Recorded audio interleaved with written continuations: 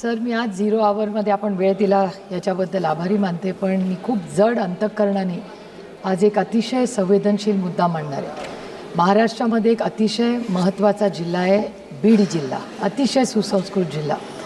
आणि महाराष्ट्राच्या जडणघडणीत फार मोठं योगदान बीड जिल्ह्याचं राहिलेलं आहे.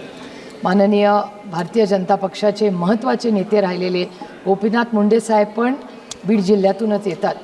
पण दुर्दैवाने गेल्या 1-2 वर्षामध्ये अनेक अशा घटना बीड जिल्ह्यात झाल्या आहेत ज्या महाराष्ट्राला नाही माणुसकीला न शोभणार आहेत.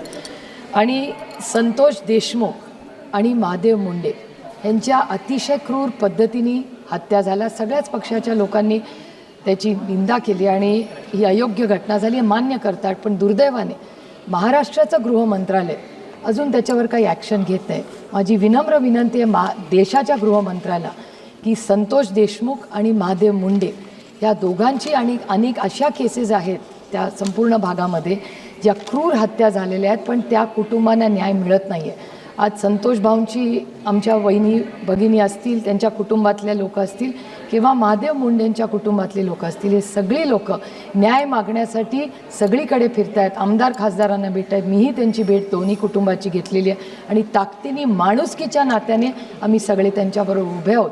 त्यामुळे महाराष्ट्र सरकार त्यांना न्याय देत नाही आहे, तर या दोन्ही देशमुख आणि मुंडे कुटुंबाला न्याय मिळावा एवढीच विनम्र आणि त्याची CBI इन्क्वायरी व्हावी अशी माझी गृहमंत्रालयाला विनम्र विनंती. धन्यवाद जी. ABP माझा, उघडा डोळे बघा नीट.